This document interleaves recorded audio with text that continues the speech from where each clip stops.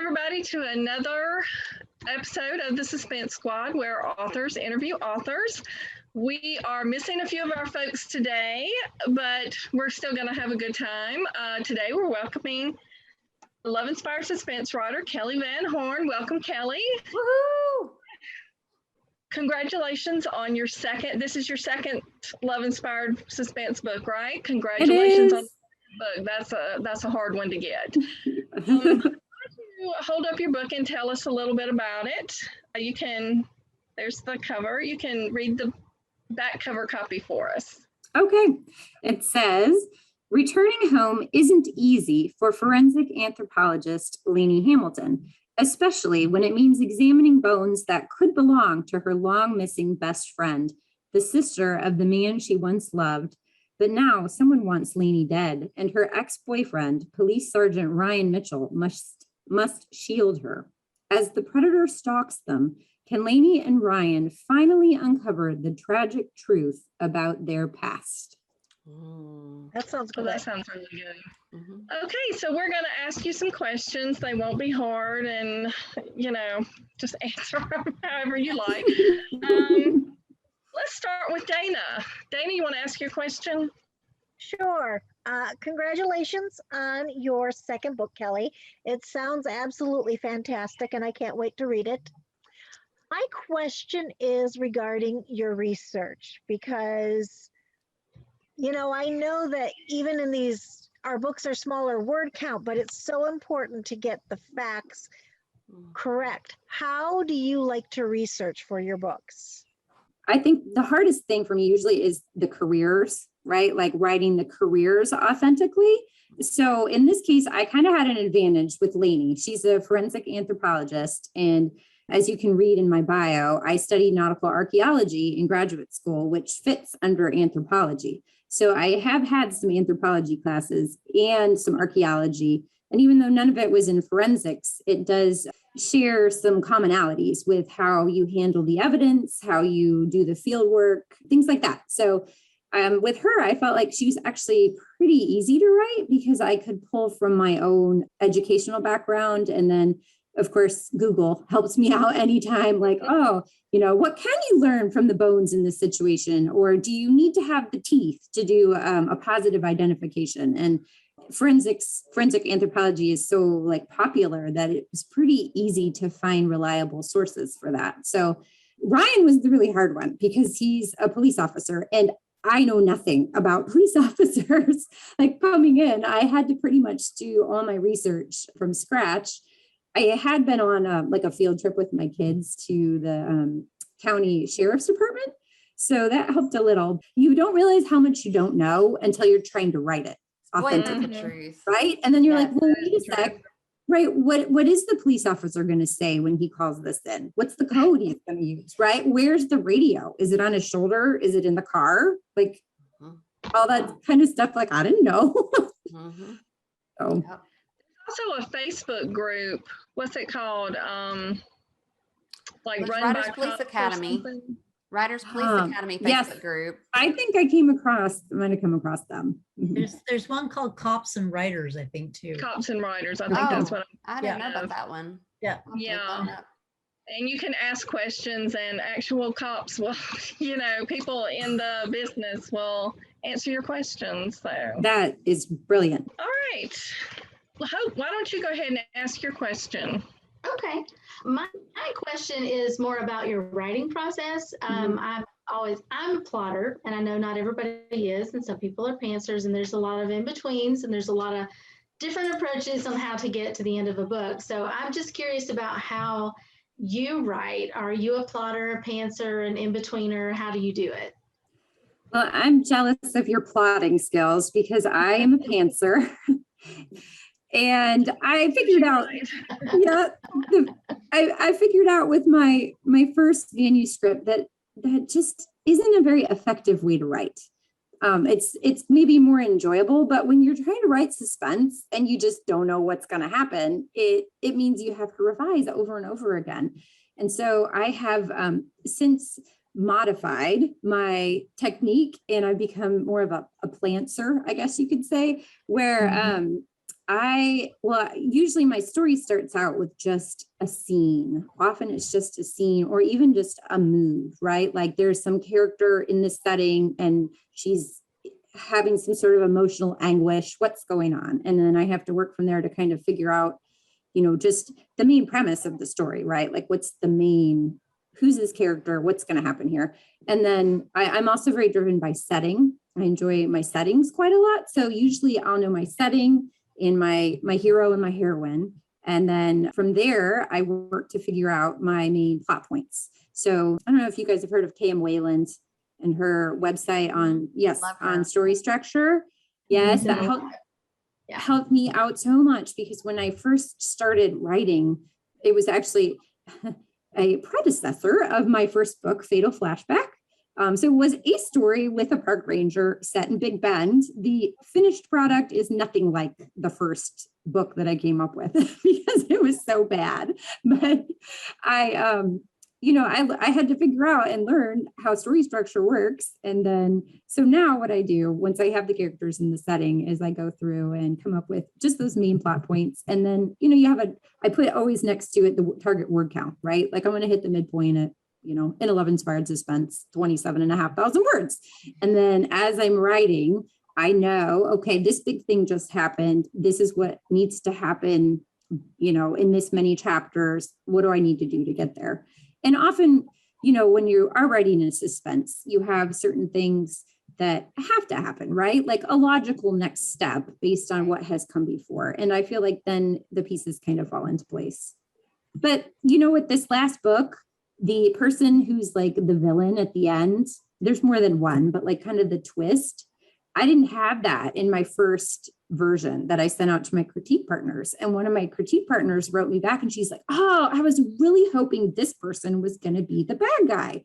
And then I was like, oh, you're brilliant. Why didn't I think of that? It has to be that person. And then I went back and, wrote that in. And that was actually the thing my editor really loved. She's like, oh, I just loved your twist. I didn't see that coming. And I'm like, neither did I.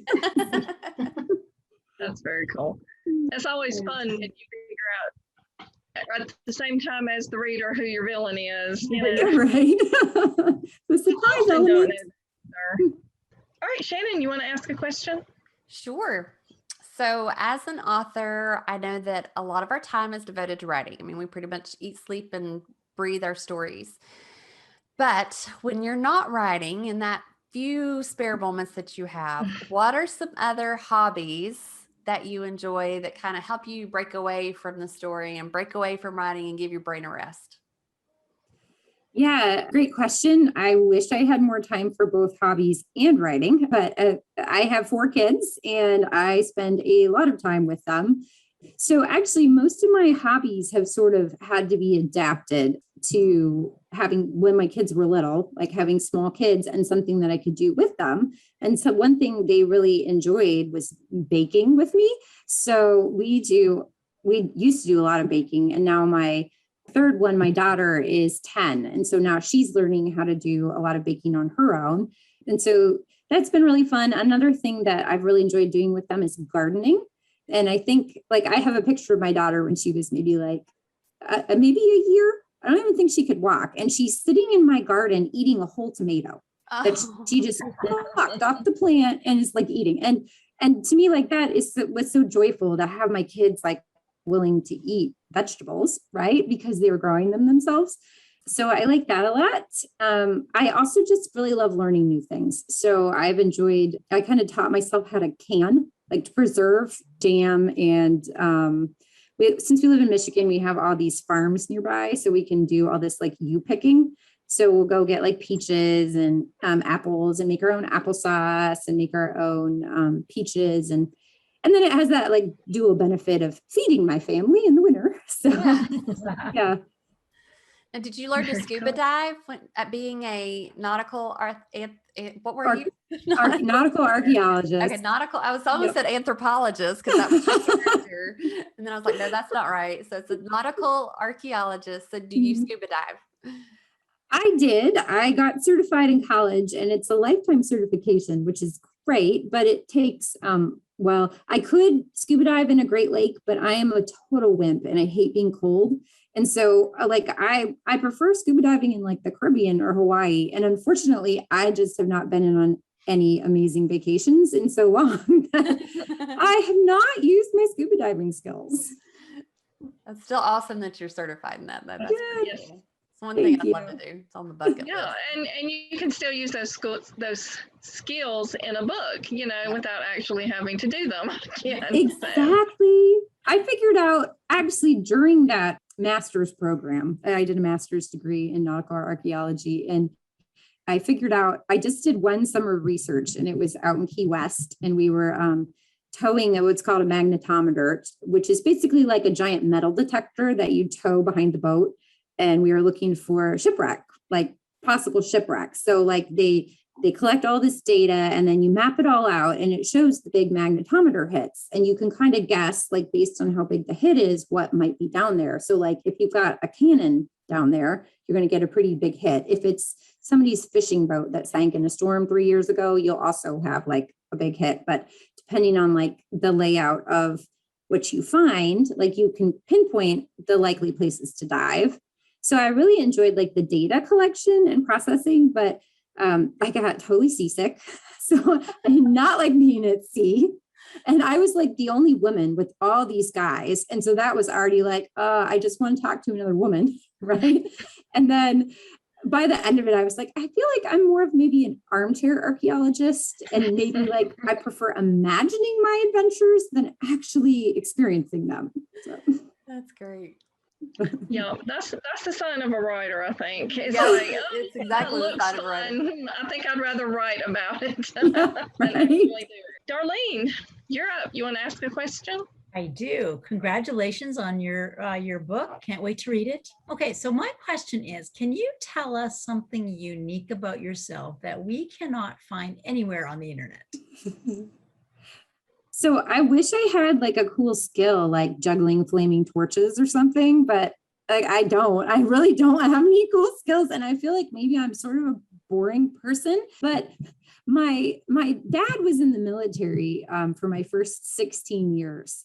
So one of the cool things was that I got to travel all the time, and because we moved around everywhere. So I have been to 48 states. Wow. I have not been to Arizona or New Mexico, but I've been to all the rest. So I've got to get like a road trip in sometime down there.